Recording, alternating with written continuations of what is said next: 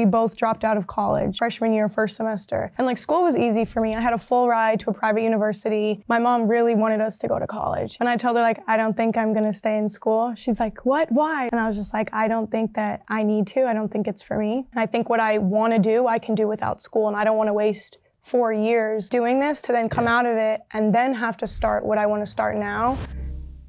All right, today I got with me two 20-year-olds who are making over 7 figures a month. Absolutely crazy. I was making $1,200 a month. Actually, no, I was broke when I was 20 years old. I was a college kid still. So no, I wasn't even that lucky yet.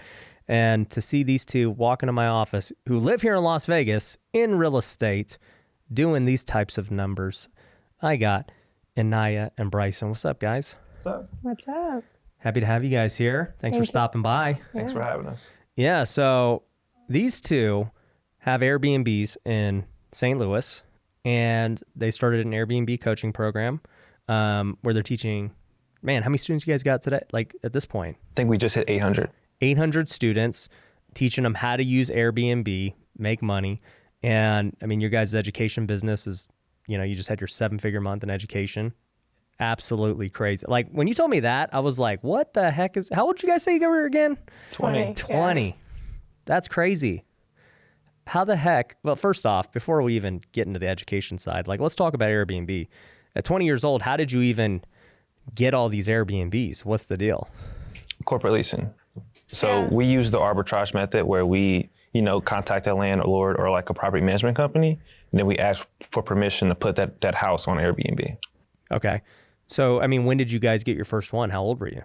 19. So 19. She was 19. Yeah. Wow. So what sparked you to even do it? You just saw it on YouTube or something? You're like, I'm gonna try it. So my brother, he was like, do Airbnb. I don't know much about it, but you guys should try it. And at the time, I was like always been like a big reader. So I kind of got this book, Optimize My B&B, and I read about it and just took it from there. We were trying everything. Like we did drop shipping, we were trading options. I was like nannying, I was doing cosmetology, so I did like nails, brows, like everything just self-taught. We were just trying to figure out like what we could do in the entrepreneurship space. And then when his brother was like, look into Airbnb, like I heard a lot of people have been making money from it. We decided to like, okay, let's just try it and go for it. And we got our first unit. That one we did under a personal lease. And then from there we realized like the right way to do it, and we got our LLC and got all of the rest of our Airbnbs under our corporate lease, so. Super cool. Yeah, it's funny. I kind of make the joke that all the young 20-year-olds, there's like only 4 paths to entrepreneurship. You're either going to get into e-commerce, you're going to get into wholesaling, you're going to do Airbnb, or you're going to try and go become a YouTuber. Like those are the paths of like, or you're going to trade options like you did. Literally yeah, you're going to be a day tried. trader. Those are like the 5 like guru get rich quick things that you could do. Well, one of them And worked. you tried them all. Yep, I did. I definitely tried them all, yes. Why do you think Airbnb worked while kind of the others didn't? I wouldn't even say the others didn't, because they were actually, like, I wasn't losing money, but like we were profitable, but it was just like little bits. And then Airbnb, we made more like our first month from one Airbnb than we were from like working a full-time job. So that's when I was like, okay. Yeah. I think. For me, I lost a lot of money with options, but it was kind of out of a desperation. So Airbnb is like, when it clicked of we make $4,500 profit off one unit, it's kind of simple math, like get more units, you know what I mean? And that was like, let's just go all in on this because it's working. When he first started, he made a video, he was like, if like, let's say I almost made 5,000 from one Airbnb. If I get 10 units, I'll be making 50,000 in a month. And then literally a year and a half later, we have 11 units and we have had $60,000 months from Airbnb, so. It's crazy. So, I mean, you guys were just doing all arbitrage with this. I mean, you hear a lot of people they hate on arbitrage because they're like, oh, well, you know, you can't do it. The landlord's going to say this. And what do you say to that? Well, I think for us, so we're young and black, right? So we don't come from like, we can't go to our parents and get like, hey, give me $200K for a house. So if you're like us and you're looking to get into real estate without a lot of capital, it's like the perfect thing. Right. And honestly, I think the reason a lot of people say that is because they go about it the wrong way, where like everyone comments. That's the most commented like all the time. They're like, that's a lie, that's cap, landlords won't let you. Some people are like, I'm a landlord and I would never allow Airbnb. I'm like, well, that's you. And there are a lot of landlords who say no, but there are also a lot of landlords who say yes. You just have to come at it the right way and be professional. Like that's why we recommend, having an actual short-term rental company so that you can present yourself that way as opposed to like a person doing Airbnb. And I'll say this too. A lot of people might say, oh, well, who's going to rent to you guys in your age, right? You're 19 years old, 18 years old. Nobody's going to do that. And it's like, no, people will. And I mean, I can see how well-spoken you guys are. Like you present yourselves as being very professional. And, I would rent to you guys. Like you guys are than some bum 30-year-old who freaking, I can just tell him like, this guy's he does not have his life figured out. Like, so, and it just comes down to finding enough people, right? Like when I teach people about flipping houses, they're like, why would somebody take that low of an offer? And it's like, yeah, 99% of people won't, but 1% will. And you got to just find that 1% who will. We're in the midst right now looking for a warehouse, and it's freaking, I didn't realize, but warehouse is like the most in-demand space just like in the country right now because everything's becoming, so digital and e-commerce, right? So everyone needs warehouses instead of storefronts. And, I'm like, well, I want to get like a year lease. Like, I don't want to tie myself to like a 5-year lease. I don't know like how much space I need or anything like that. And, everyone I messaged, they're like, dude, nobody's taking a 1-year lease. Nobody's going to do that. Nobody's going to do that. So I cold email like 70 different warehouse spaces. I'm like, well, you guys take a 1-year lease. Here's why I need it. Boom, boom, boom. I get like 5 people who are like, yeah, we would consider it because it's just like, it's a numbers game. Yeah. And that's what we preach. A lot of people, how fast will this work? And I'm like, it's not like email 5 people, you might get 1. It's kind of like email everyone, someone will get back to you. I promise, just don't give up. Yeah, we literally say like send every available listing that you see on Zillow, send an email out. Once someone gets a lot of them will say no, but once someone shows interest, look up that property and see would it do good as a short-term rental? And if it would, then move forward. Yeah, and that's the problem a lot of people have with anything that you're looking to basically find a deal on, right? Because just for house flipping, for example, right? We look for deals on market and they're like, well, do I need to go walk the house first and go see what it looks like and all this? It's like, no, you just offer on all of them. Offer on all of them. And whoever says like, maybe, or I'm interested and possibly, then you look into it and you're like, okay, is this actually a flip or not? Would this make a great Airbnb or not? And like you said, a lot of people, they fall in love with it first, and then when they don't get it, it's crushing. It brings all the momentum down. So now we have like a VA in the Philippines, and her job for 8 hours a day is literally email everyone. And then when they get back, we research. If it's good, we'll get on the phone. If it's not, scrap the email. That's it. Because like you said, most of the time, if you sit there and spend all that time, like each property, look up the address and see what it would make, then reach out, you're going to spend a lot of time doing that to get a lot of no's. But if you just reach out to everyone, then once someone shows interest or they, have a few questions about it, then we look up the property and we're like, okay, would this one do good? And if so, then we'll keep talking to the landlord and see if we can. Yeah, you got to kind of just like funnel it through the process. Like, okay, if these are everything, who's like actually interested? Okay, then, you'll end up with one. You will get one.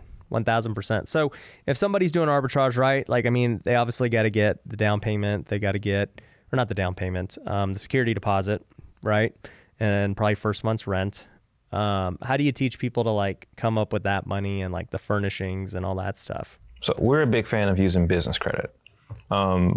And a lot of people say, well, how do you get business credit? You haven't had a business for 2 years. And there's 2 ways about it. You either personal guarantee it, or you build up your business paydex score using net 30 account so-and-so. Yeah, and even if it'll take a little bit longer, like even if it'll take a few months to actually build up your paydex score so that you have that business credit, you can do that way. But if you have good personal credit, you can always personal guarantee. And like right after you make your LLC, normally when you personal guarantee, you can get a business credit card like that. And so even me and Bryson have in total, probably over $250,000 in business credit, and we're 20 years old. And so what we literally teach people all the time, if you have good personal credit, you can automatically personal guarantee it if you want to, and then or you could just go strictly like business credit, and do that for your, secure, because even a lot of the portals for paying your rent, you can pay with a credit card.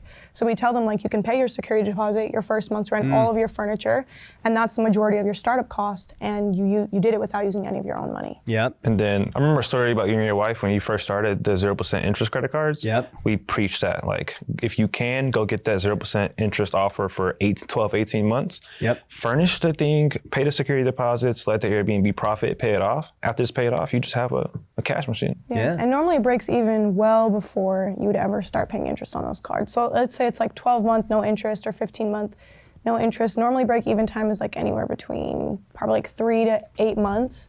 So most it's pretty solid. Yeah. Well, I think even for me when I got started, right, I didn't have a lot of money, and so I got those 0% cards, and totally I made more than break even by using those cards. But even once I hit the threshold where I had to start paying interest, I looked at it and I was like, well, by keeping the money out, I'm going to make more money than the interest, right? So I'm still going to run it back even with the interest. Like, I don't care. And my credit score was like 500-ish for many years because I was just like, I don't care.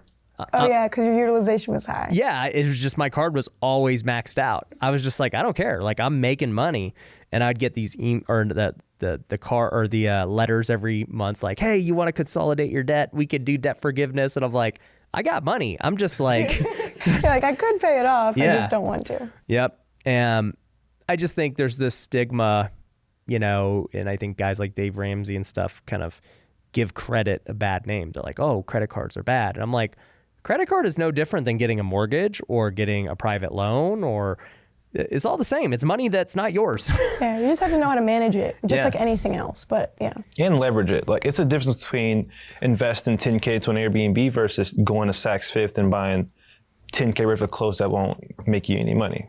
100%. Yeah, and I think, even as much as I always kind of make fun of Dave Ramsey, it's definitely, there are people that are not entrepreneurial minded and they just can't control themselves with credit cards. And it's like, yeah, credit card is not good for that person. So, you guys start having success in the Airbnb business, running your own things. At what point were you guys like, man, I want to start teaching people how to do this? When they started asking for it. Yeah. Yeah, when a lot of people just automatically, like even getting our first Airbnb, they're like, oh, you have an Airbnb? And then as we got more and more Airbnbs, like we only started Airbnb about less than a year and a half ago, so in May of 2021. And I was 19, he was 18, I had just turned 19. And even then, like in the last year and a half, we've scaled to like 11 properties. We have a few coming up in Arizona now. But then people just started asking more, and then from there we just and Bryson, he automatically loved teaching. I wasn't really as much of like the teacher right away, but he liked teaching, so he was always like just automatically teaching people, and then more and more people wanted to learn. Well, the mindset behind this was, I don't know everything about it, but I know more than someone else. And if I can get them to point A to point B, that's all I have to do. They only want to go, closer to the goal. And as I continue to grow my business, I'll learn more, and then I'll be able to serve those people more and more. Yeah. So, I mean, did you guys ever struggle with, I don't want to say pushback, but maybe like imposter syndrome a little bit, where you're like, man, we're so young, and we're going to be teaching people way older than us who've like had more success in like other areas of life maybe or something. And people might be watching this like, dude, why are these guys teaching people so soon? Like, did you ever struggle with that before doing it? No. You're just He like, we're did. just doing it. Yeah, I did a little bit, but then he was just like he said, like, you know a lot, and there's a lot of people who want to know what you know. So just start teaching them. And like, even it took me a long time before I ever made a TikTok. Like I just started making those TikToks like in July. And it took me a long time before I ever made one. And then one day, like, he was like, a lot of people ask you what you do, and you don't post about it enough. So just start telling them. And then I started telling them, and then everybody is just like, wants to know more. Yeah, another thing is, I understood I didn't know everything. So when I was teaching or selling my course, it was cheap. because I wasn't over promising with, I don't know that much. So it's $50. Like, Yeah. it can make you aware, and then eventually the price will go up. You know what I mean? Yeah. We spent a long time making it though. We really tried to put our all into it, but we were just getting started. So like Bryson said, it was $50. $50. Yeah. Yeah. No, I love that. No, I asked that because even I struggled with it, before I started teaching house flipping. I wrote my book first before I ever did a course. And at that point, when the book came out, I had finally flipped over 100 homes. And even at 100 homes, I was kind of like, man, am I qualified to be teaching people how to house flip? And people were like, dude, how many people in the world have flipped 100 homes? I would have started at number one. Well, and to your point, a lot of people, when I did flip 1, 2, 3, were like, dude, how are you flipping homes? Like, that's crazy. How'd you get the money? How'd you do this? How'd you do that? And it kept happening for years, but I never, to what you guys did, like, I don't want to say I didn't help people. Like, people that were serious, I'd go take them to coffee, and they would take me to coffee, and we go do it, whatever, and I'd give them some pointers. But then eventually I was like, dude, too many people are asking me. But instead of like thinking, man, this is an opportunity for business, I was like, I'm tired of people asking me. I'm going to write a book and just give them the book so they can get out of my hair and quit asking me. That was the intention of the book. Whereas now, obviously, I'm a much smarter entrepreneur. When I hear demand of people wanting something, I'm like, okay, this is a business. This is an opportunity. How do we get this to the masses? Obviously, people want to know. And that was kind of like, we were talking pre-show about Content Empire, the new coaching I just launched, teaching people how to create content. It was like, so many people, how do you create content? How do you do this? And I'm like, all right, instead of just not taking the demand, let's build a business around this. The number one question I get asked by entrepreneurs is, Ryan, how do I create a personal brand like you have? How do I start monetizing social media? And I've been asked it so many times that I said, you know what? It's time to start a business and teach everyone exactly how I've done it. If you want to learn how I've been able to grow my social media following to 1.7 million followers in just 2 years, and you want to learn how we've gotten over 500 million views and turned those views into over $1 million a month in revenue, then Content Empire is for you. You see, there's a lot of people who are teaching how to go viral on one platform or how to run paid ads or funnels, but nobody has figured out how to organically merge the two. Most people think it's pay to play. But if you want to learn how to get organic content, build a fan base, build people who want to buy your products who don't need to be sold, then I want you to go to contentempire.io, apply for a free strategy session with my team. We will teach you how to build your business on social media and monetize. So once again, go to contentempire.io and we'll chat with you. One of my biggest problems with real estate brokerages is that they don't teach the things that are required for realtors and real estate agents to become truly wealthy. They want to teach people how to just do more transactions because that's what makes the brokerage money. Well, as we know, the real way to gain wealth is by investing in real estate. It's by doing your taxes properly. And even if you want to grow the agent side of your business, you're going to have to do things differently in today's world. You're going to have to be really good at social media. You're going to have to market differently. You're going to have to work on your sales game. A lot of those things are going to factor in whether you become wealthy in the long run. And I just realized that over time, brokerages just are not fully equipped to handle all those different verticals. And so that's why I created Wealthy Agent. Wealthy Agent is a platform to teach real estate agents how to become truly wealthy, how to grow their real estate agent business, how to invest properly, how to do their taxes, how to grow on social media to get more leads for free. And so if you are an agent and you are looking to grow that side of your business, go to wealthyagent.io. We would love to chat with you and see if you're a good fit for the program. We are building a community all across the country that you can tap into. So go to wealthyagent.io to book a call today.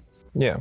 And I think the aspect that goes lost in like coaching is like, you can sell one program and take care of your whole payroll, meaning that like, you know what I mean? Like you take care of a lot of people from this. It's not like a get rich thing. It's like you're genuinely helping a lot of people. You're helping the people that buy from you, and you're helping all the people on your staff and payroll, like you said. I mean, it's a great thing. I bring it up because people watching this or listening to this right now know things, right? They're experts in whatever it is they're doing. If they've been a plumber a long time, the best kept secret in the world. That's what they are. Yep. And they're thinking like me, foolishly like, oh, I'm not good enough. I'm not equipped to teach this. Or, hey, I don't want to be a guru. I don't want people like talking crap about me or whatever, right? And then once you get over that, you're like, oh, well, you know what? I can actually help a lot of people by sharing what I know. I can make money doing it, and I can, provide jobs and work and all this stuff that's going to happen from me actually opening up. I think that's the biggest thing, and I think what a lot of other people don't understand, because even in my comments, like they're like, why would you sell a course if you were actually making money from Airbnb? Or like, and everyone says like fake guru, like all that stuff, but I think people don't realize that like we started teaching people because people were asking, and there's always people who want to know something about everything. Like you said, there's tons of people watching this that are experts in whatever they do, and there's probably someone who wants to learn how to do that. And so I think that's something that people just forget, is that there's a lot of people who want to know, and if you just spoke about what you did, people would probably listen. Even a greater example. So like I said, my course was $50. My friend Dylan, he's 19 years old. He got the course at 50. He now has 3 Airbnbs, meaning that like his whole trajectory of life is like, it's changed from a $50 course. So why would I not? You know what I mean? Yeah. No, I'm with you, dude. I totally agree. I'm mad at myself that I didn't like really take education seriously earlier, because I had, like, to your point, after flipping my first house, people are like, how'd you do it? And I'm like, well, I don't know. I got a lot of things I'm trying to figure out. But what I'm curious, like, I'm a student. I'm always a student. And so when I hear about you guys just growing this education platform so fast, and to doing over $1 million in a month, to helping over 800 students, like, how the heck did you guys do it? Like, how did it start to where it is today? So the first thing is being aware of something. So 19 or 18 years old, went to a mastermind about digital products. Like I said, I didn't know anything. I didn't have anything to apply it to, but I was just so hungry for knowledge that took all the notes, and immediately that like sent me into a spiral of what can I apply this to? So at first I tried options. I lost over $100,000. I can't teach you. Where did you get $100,000 at 18? Just a small entrepreneur. You know what I mean? So I can't teach people how to lose money on options. So, you find out about Airbnb, it works immediately. Digital product, like off the rip. And, like the mindset was, the more money we make from this and the more it works, the higher of a price that we can charge people, because every day we become more of an expert. So that's kind of where it started. Mm-hmm. And how long ago was this that you launched that? When did you start the $50 one? That was in October of last year. 2021. Yeah. So a little over a year ago. Yeah. And that lasted all the way until until like April. We were like, a lot of people started just asking like, can you teach me? Can you teach me? So we like did like a small scale mentorship thing. Yeah. For like 2,000 and 4,000, like general and VIP. And then we did that. And then in mid-June, we decided to start like our free class. And then after that, we offered the academy, and it just went up and up from there, because people just wanted more and more. Yeah. And the one thing people forget about is they think it all has to be perfect to start, but it really doesn't. I mean, of course, if you don't have systems in place, then you won't go that far, but like, start here, figure out the rest, but there's money to collect with what you know now. You know what I mean? Yeah. And a lot of people to help. Like, we have a lot of students who've now, like, even like college students that are making just like people, like even all of our students, they're all different people. Like, we have people in the military, we have college students, we have mothers, fathers, grandparents. And it's just people that like their lives are actually changing from Airbnb, and they're able to bring in way more money, whether it's for their family or for themselves or for their parents. Like, the thing I love is that, I'm just putting myself back when I was your guys' age. I'm 33 now. So, I was 20, I was in college, like you were talking about. And YouTube, when I was in college, had like just come out. Nobody knew what YouTube was for. It was like a cat video thing, a prank video thing. It wasn't an education platform, and all of the things that it is today. There was no like influencers and creators and stuff. And I just remember back then, like, I wasn't making money, and it was like, there wasn't this content telling me how to make money. It was just like, you just don't make money. You're a broke college kid. And then, as time went on, even still in my early career, I was a realtor. I failed. I ended up flipping couches, and that was like my first success, but nobody taught me how to flip couches. Now today, because I made couch flipping videos, people do it all over the country because I made a video about it, but it just wasn't a thing like for all my early years of entrepreneurship. But now I look at it and I see people like you guys and other 20-year-olds who are like becoming millionaires, 21-year-olds become millionaires. And I'm like, dude, that's so crazy. And then I think, I'm like, man, it's so cool they have all these resources. Like there's all these entrepreneurs like literally teaching them every day. You can watch anyone's content and you're like, you guys are learning so fast. Yeah, I always It's tell people crazy. anything you want to learn, you can literally learn from YouTube. Like It's crazy. almost And it wasn't anything. like that 10 years ago. The thing about it is, think back to like the Rockefellers and like the pioneers of industries. Their conversations were private. Like you had to be in that circle. But now I can go to YouTube and look up you, Hermosi, and I get the best business insight and I go apply it instantly and it works. So like we're in like the greatest time. We have the most accessible device, like a phone, a brain, a plan, an idea. That's all you need. And that's it. Yeah. And you have distribution with social media. Yeah. Yeah. That didn't exist. Yeah. Walking billboards in everyone's phone. All you have to do is be on their screen. That's it. It's freaking great. I tell, we just did, our first call with Content Empire, and I was basically setting the stage for everyone. Everyone there's an entrepreneur. Most of them already have an existing business, but they don't create content yet. And I was basically telling them, I'm like, hey, we are in the golden age of being an entrepreneur. Like it's never been easier. You couldn't just start a business from your phone 10 years ago. You could literally, your Airbnb business can be run from your phone. It is written from the phone. It's crazy, right? And then you start an education business that can be run from your phone. And the amount of ways to make money and learn from your phone is so crazy. But I was like, look, a lot of people, social media gets a lot of flack for, the hate stuff and like the extremism on both sides and all this crap, right? And I'm like, look, that stuff does exist because people, because of the algorithm, live in an echo chamber. They watch the content they want to like that they're attracted to, and so they just constantly hear the same things over and over again. But if you are watching content that's going to benefit you, then you're going to be constantly getting good content. And as an entrepreneur, the algorithm's going to give your message to the right people for you. I don't need to find you guys. The algorithm's going to find you and put my content in front of you, and then, we're here. Yeah. Exactly. It's crazy. It is crazy. So I just think, man, anybody who's young or old, freaking, look, I'm really hitting my stride in my 30s as an entrepreneur.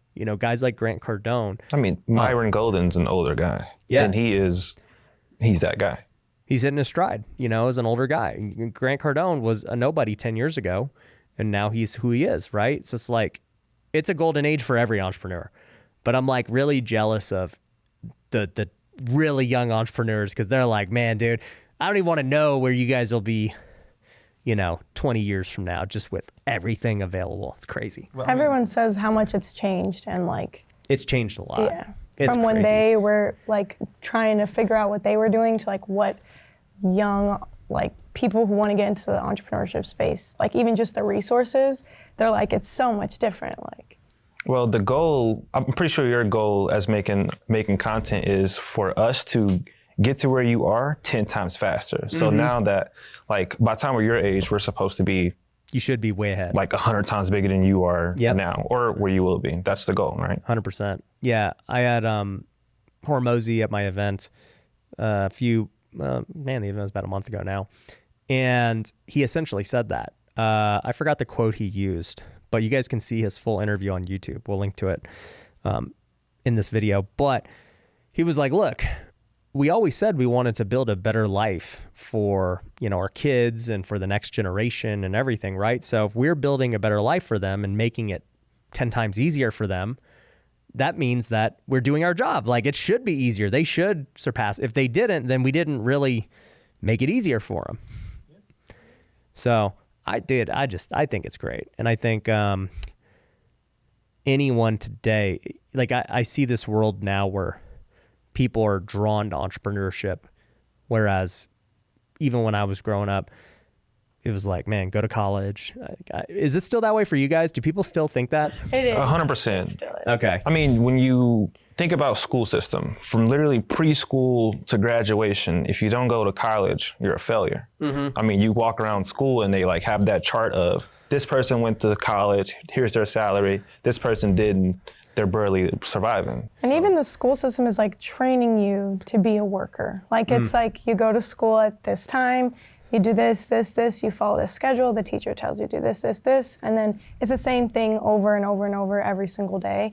And like even growing up, my mom showed me like this thing I wrote, and I literally put like, if I don't go to college, I'm gonna be no one. And I'm like, where did that come from? Like, but that's what people still teach That's us. what society wants you to believe. And even when we both dropped out of college, freshman year, first semester, and like school was easy for me. I had a full ride to a private university.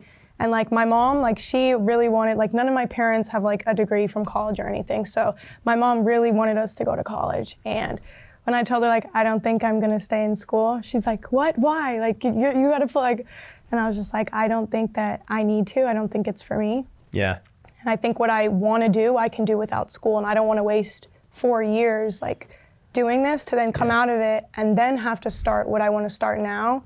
Because I was already living on my own, so working 2 full-time jobs and in school full-time, that was my life. And so I didn't really have time for entrepreneurship, and so it's like, I didn't want school to get in the way of like other big opportunities, and I was still nannying at that time, but even like we had planned on moving to Vegas, and I had like job interviews with some pretty crazy people that I was like they were really successful. And I was like, even learning from those people, like, they're like, is college gonna get in the way of like your schedule? I was like, no, but I didn't even want it to. So I was like, honestly, I'm just gonna leave. I mean, even in comparison, so you get 4 years of college, like when our peers are coming out of college, we're like overlapping them. And I see everything as competition. It's a good competition, but I literally look at my peers from high school and I'm like, I'm crushing you guys, and you probably won't catch up just because of the moves I made dropping out of college and like really trusting myself. And a lot of people come out of college and then they're like, I don't even know if I want to do this. And like I know a lot of people that they've either dropped out just because they felt like what they were learning didn't really match. Because even like the whole system is so weird. Like even what you want to do, there's all these like prerequisite classes that really don't associate with it at all. And so that gets in their way, and then they leave, or they like switch their major so many times because of the requirements for that major. And just, I don't know, even my friends, like we would have been juniors now, and the ones who are still in school, like they're telling me like, I don't even know if I want to do this anymore. But they just spent 3 years and like now they're like $100,000 in debt, and it's like, it's tough. Yeah. Well, I mean, what's even worse than $100,000 in debt is no definite purpose. You don't know where you're going, and day after day, you're just, if you're not going forward, you're going backwards. So like, it's just negative money. Inflation.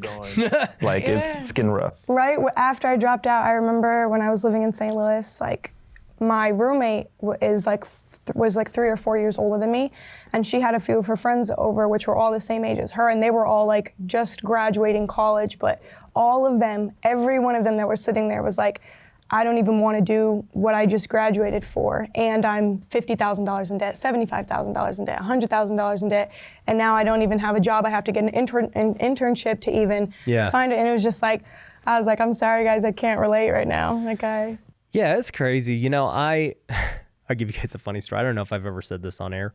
So, I mean, I've been pretty good at whatever I put my mind to. You know, when I was playing sports, I was an All-American, I got drafted, I did all that. But I also was like in school, and even though I was going to school only because I want to play baseball, I was like, I might as well dominate school too. Like if I'm going to do it, I want to be great.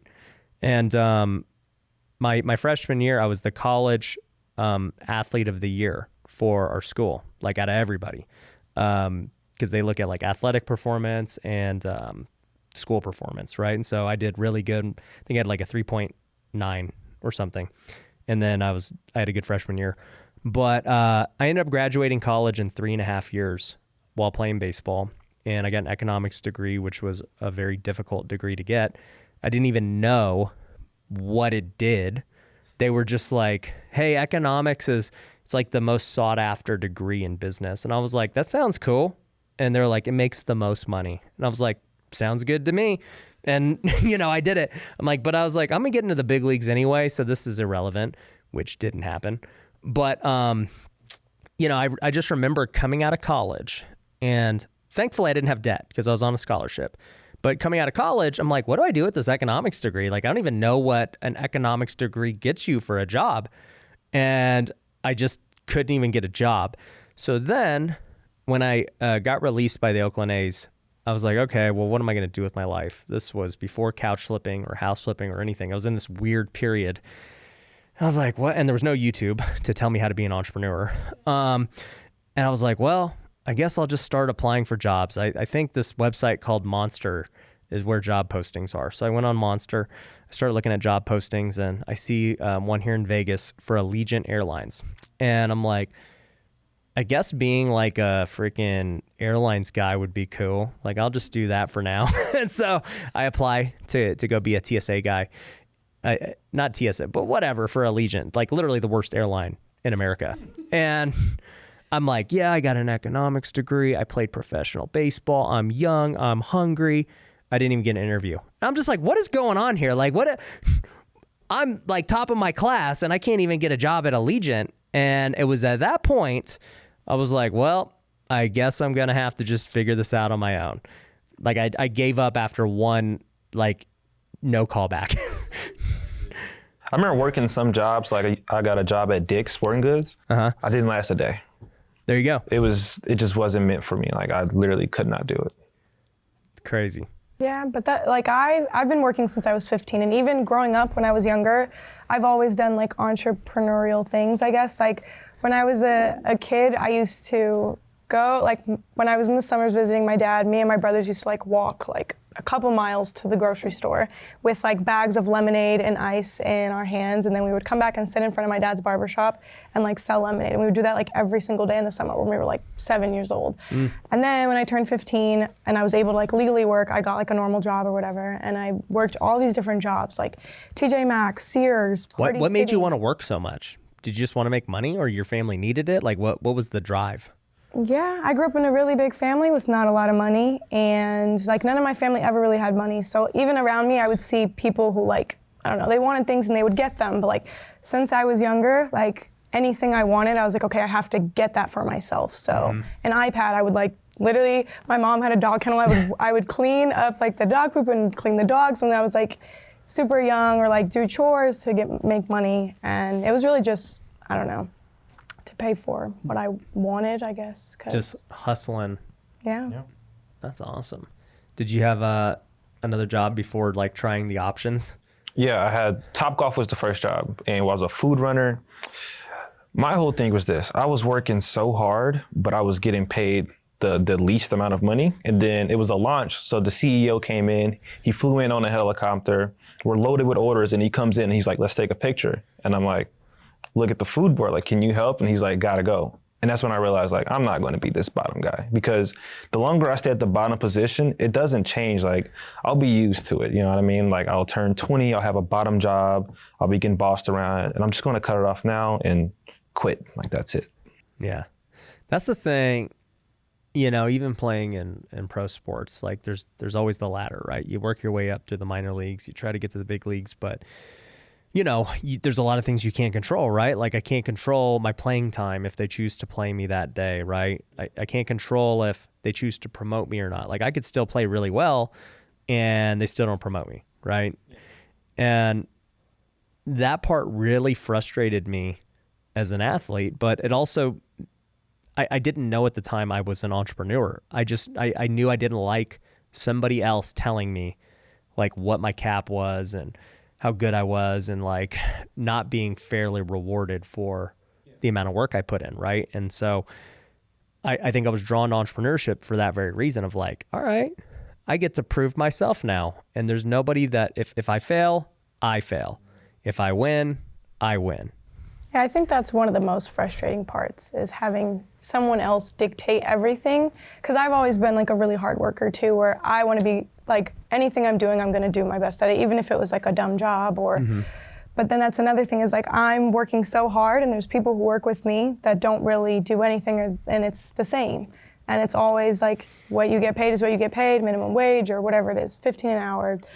And it's just like, it sucks. And not being able to make your own decisions. And like you said, like if I fail, then I fail and that's me. And if I win, then I'm going to be rewarded for all the hard work that I put in. And so it's like, for me, it was worth the risk. Yeah. Even in school, I was like I wasn't a group project guy. And the reason was like, I can win on my own and I can fail on my own, but I would hate to fail because of other people. So Yeah. I think I've applied that to entrepreneurship, which is kind of like cliche because in this, you actually need people, but at least you're in charge or you have the say so. You can know what pick I mean? your team. Exactly.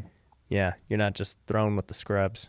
Yeah, what the teacher gives you. And it's like the same thing with working a lot of the time. It's like, you know, your team Yeah. is what your boss gives you, and it's the same thing in school. This is my coworkers at Dick's Sporting Goods, and this is not where I want to be. Yeah, shout out to everyone that works at Dick's. No hate, but you know. So, tell me this. You know, you guys obviously you got the Airbnb going. You guys got the coaching going, and you also started to do content too. I mean, I was watching some of your guys' content. I mean, you guys are growing pretty quickly. You get some viral videos and stuff. Like, what made you guys do that? So I have a mentor, Nehemiah Davis, and I've just been a great guy. I've been trained to do this stuff. Like I learn from the best and I see people doing it. And the way I see it is I look at people and I'm like, if they can do it, they're probably not smarter than me. I mean, they may be older, have more experience, but if it's working for them, it can work for me. I just have to give it time to work. So I used to post videos. They sucked. They were awful. But my mindset was, okay, I get to 1,000 videos. It'll be easier. It'll work. And then it actually started working before the 1,000 video mark. So, yeah. You know. Yeah, and just watching other people who are like really big. And it's like, okay, what are they doing? And if they're making good content, then we just got to try to replicate it, I guess. Yeah. Even with our webinars. So there's this guy named Will Changes Lives, and he makes a lot of money from webinars. I'm like, he wouldn't be doing something that doesn't work. Like, he wouldn't be doing it if it's losing money, so maybe I should just copy it and apply it to my niche. And I did, and it turned out very well. Yeah.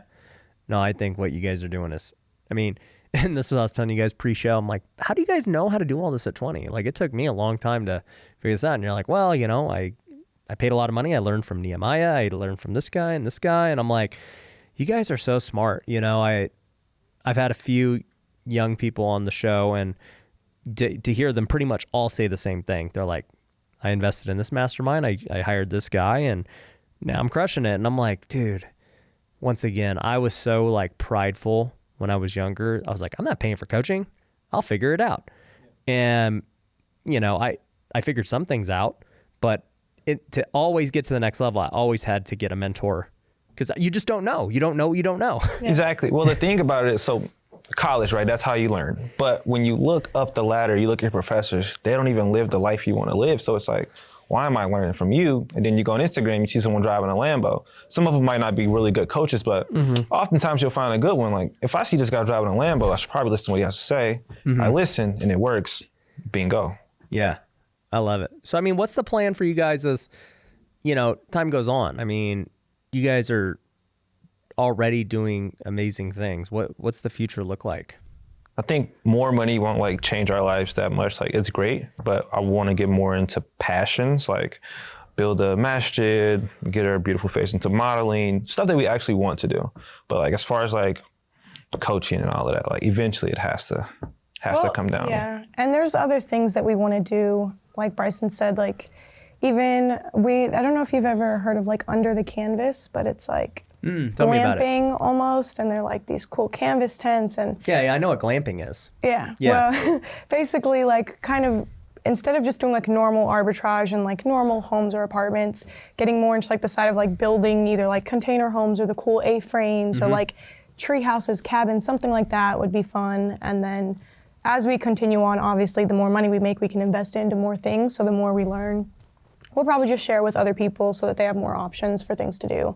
And then, like he said, just more passion things. Like, I've always loved art. Even when I was in college, I was like majoring in business, like marketing, but I minored in studio art. But even that, like, you always grown up like artists don't make any money. You can't actually be an artist. So I never really, you know, I wanted to learn it, but I wasn't going to do anything with it. But now that I really see like anything you put your mind to is possible. I see people who do art on TikTok like all different ways, like literally with their feet or like doing random things, and they blow up. And it's like you said, using your resources in social media, there's just lots of room to do anything really. So Yeah, I did a YouTube video with a guy out here in Vegas that he builds all these alternative living spaces. That's what he calls them. So he has containers that he's built into living spaces, RVs, the glam. So one of my partners, her name's Heather Blankenship. The women's mastermind? Yep. So we have women's mastermind together, and she, got her start in glamping. So she owns like, I don't want to misquote it, but I mean, she owns like $30 million of real estate. She, has a ton of glamping. I want to say she has like 300 units of like RV park and glamping. That's amazing right there. And yeah, that's crazy. she was the first one that turned me on to it before we were ever partners, when she was like, yeah, I got these tents. And I'm like, who rents a tent? And she's like, no, it's like super nice. I'm like, what are you talking about? How do you make a tent super nice? Like, you just go buy it at Big Five or Dick's, and what can you, no, she's like, no, it's huge. It's like the size of this studio, and it's got a bathroom, and it's got I'm the like, one we went to was like that, and it's literally crazy. Like, I was looking at the nightly price, that's what I was saying, and we paid even like, some of them are over $1,000 a night for a tent. And I was looking at it, and I was like, that's more than what our normal that's big money. home Airbnbs make. That tent costs $10,000 to make. Yeah, I literally said, I was like, and they had like under the canvas, they have them all over. Like, they have them in Zion, Grand Canyon, like these beautiful locations. But they have so many of them, and they make it almost like hotel style, where there's like there's a community area. Yeah, and you can get food from there and stuff. So you're like in the middle of mountains ordering burgers. That's exactly burgers. what Heather's is. Heather's is in like the Smoky Mountains. Wow, and she's winning. Yeah, she's killing it. Yeah, I wonder if the under the canvas one, there's some there too. So I don't know. Pretty cool. Yeah. She probably owns the entire Smoky Mountains, if we're being honest. She was telling me about this. She's like, yeah, it's like a hotel over there. We have all these amenities and things, and people check in, they go to their tent, and they can go hang out at the bonfires and things. I'm like, that does sound like a tight experience. Like, I would do that. Yeah, it's fun. It is and it's really cheap. fun. You just buy the land, and build out all these tents. I would love to see you guys do that. Not only because it would make money, and it already fits into what you guys do, but because it's like really good content. Yeah, and it would be fun. Like, it would actually be fun and enjoyable to like build, and it's like a nice place for people to go. And I think one of the things that benefits us the most is when we're doing things, we're like sometimes the first to do it because we're young and Black. So like, if we went and did that, we would open up so many eyes, or open up the idea to so many eyes, that it would just be attainable to everyone. Like, oh my God, I can build a tent and make $100K a year from it. Like, who would have thought? Yeah. And let's talk about that. You've said it a couple of times, being a young Black couple who's doing really well. And I was asking you guys, do you guys have like a nickname for what you do? What was it? Like young, wealthy Black couple or something? The Black Wealth Couple. The Black Wealth Couple is what you maybe one day might brand yourself as. Like, why is it so important to you? Because I don't come from it. So I have a mom, my dad passed away, but they were never together. So he was there, but they were never a couple. I didn't grow up with like a father figure. So now that we have the ability to do it the right way and display togetherness, couple, family, husband and wife, like why wouldn't we? You know what I mean? Yeah, and even as African Americans, there's like a lot of, even when we're looking at like people to learn from, there's not as many Black people. There's not as many African Americans, and it's just what it is. But we're like, it's important for us to even teach people that not only can you be young, but it doesn't really matter what race you are. If you're white, Black, Hispanic, like it doesn't matter. You can do it too, because we're young and Black and we've done it. And even though like we always try to find people that are like, that we can look up to, but they're just, it's really hard. There's not that many. Yeah. And that's why I love Nehemiah Davis. When I went to his mastermind, he had all his cars parked out front, a Lamborghini, Rolls Royce. He had his wife there, he had his kids there, and he had his mother who he retired there. That opened my mind to a lot. It was like, I can do the exact same thing. Yeah, and coming from like, realistically, a lot of people in Black homes, they experience that where it's a one-parent household, or one of their parents goes to prison, and just like, or where there's not a lot of money, and that's how it's been for so long. So being able to see, like Bryson said, people like Neo, who like, he has money, he has a wife, he has a family, and he's also teaching people and helping people. It's just like, he's an inspiration to the Black community. And then now we're young and Black, and we're also an inspiration to not only like the Black community, but I'm Muslim, I'm also Hispanic. And so just showing people that you can do so much more. It's like, Yeah, you can be more than a ball player. You can be more than a rapper. Like, you can be a normal person making millions from what you know, and you can have a wife. You don't have to have multiple women. Like, Yeah, you don't have to be gang banging and all this crap that. because that's what you're taught. Like, Yeah. realistically, when they look up to people, it's like Bryson said, they're either in the NBA, NFL, rappers, and that's what they think they have to do to make money. And if they don't, then it's like, okay, maybe they can find something in college, but. Yeah. Like, I've seen kind of that shift happen with social media, like we're talking about now, where it's like, dude, when I was growing up, it was cool, like, all the hardcore rap music and the gang banging and all this crap, and like everybody wanted to be like 50 Cent, right? And he's talking about being shot 9 times, and like it's like, this is what's cool. And then now it's like, no, that's not cool. Like, let's be entrepreneurs and like go make money. Like, and now 50 Cent is an entrepreneur, Yeah. right? Like, And that's what's so amazing. And people are realizing, like, even all of that, there's so much risk behind all those things those rappers are talking about. And it's like, the point is to make money and live longer, not, make to be them in a all few these. $1 million and get it cut short. Well, I think back then, a lot of that too was like, well, that's the marketing. That's what sells. That's what's like gets people famous. That's what they want to hear and see. And, What's been like what's your race? I'm half Filipino, half white. What's been your experience?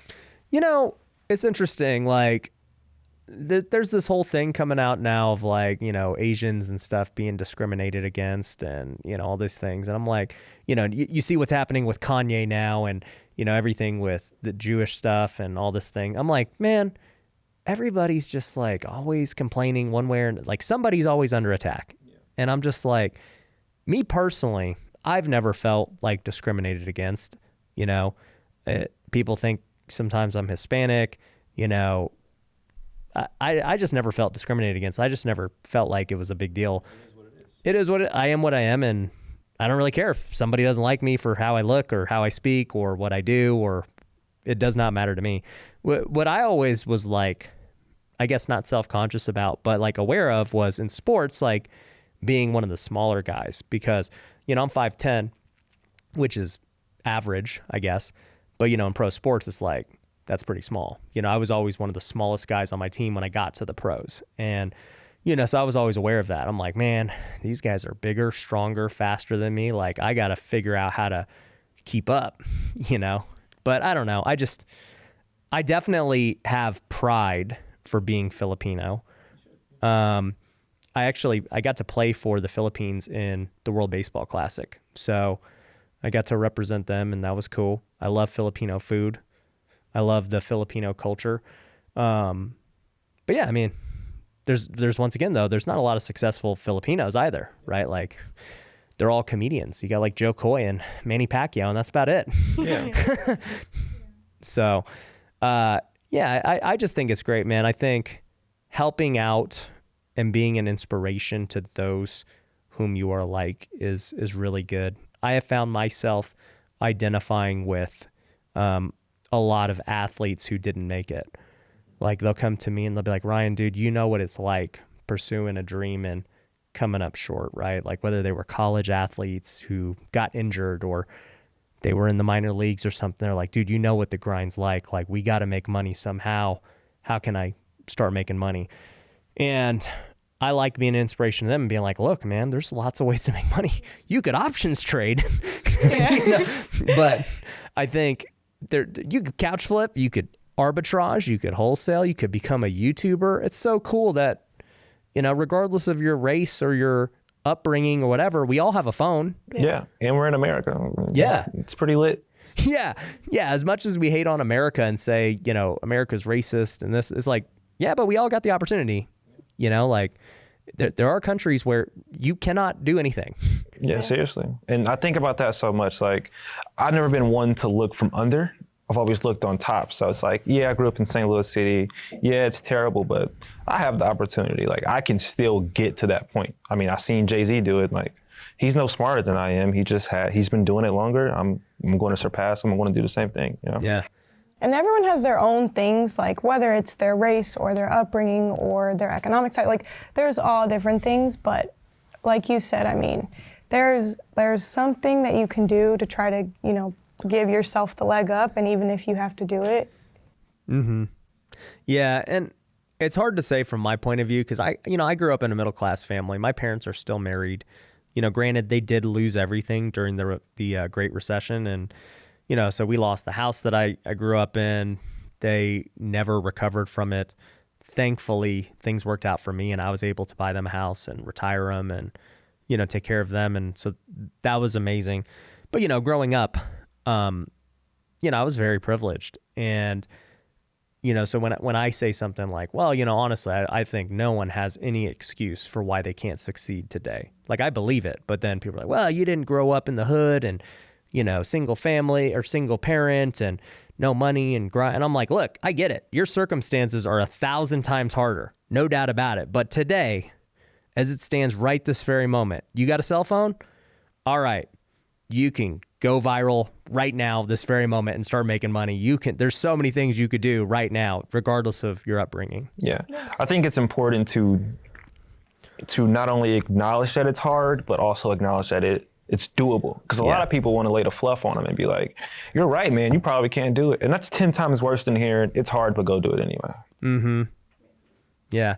And I think too, the hard things are what makes us who we are.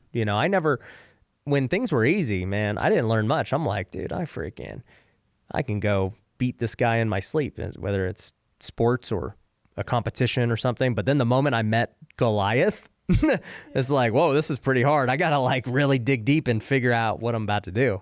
Even, I was thinking about this the other day. So my father passed away July of last year, and I was thinking I wouldn't be here if it wasn't for that, because he would have bailed me out. I wouldn't have been so desperate. He would have gave me money and put me back on my feet. But since I got so low and I had to do something, I'm here now. You know what I mean? So it's like a downhill, but also an uphill type thing. And like you said, when it gets hard, that's when you become who you're supposed to become. And anyone who grows up in hard circumstances, it's not that it's hard. I mean, it's not that it's not hard, and yeah, that is an excuse, but it's still an excuse, yes, it is hard, and we understand that, and everyone has their own struggles and their own hardships, but anything can be an excuse. I forgot who we were talking to, but someone was like, if you're going to your job and your tire goes flat, it's an excuse, but you can either let that be an excuse and go home, or you can call someone, fix your tire, and keep going. And so you can let the circumstances that are hard keep you where you are and let that be it and be like, this is what I grew up with, this is what it is. Or you can take that and let it shape you into a better person, learn what you don't want in life, learn what you want to get away from, and try to do different things to get away from it. So yeah, no, I love it. I had a pastor one time tell me, he was like, hey, Ryan, you can't control the circumstances you're in, but you can control how you choose to respond to them.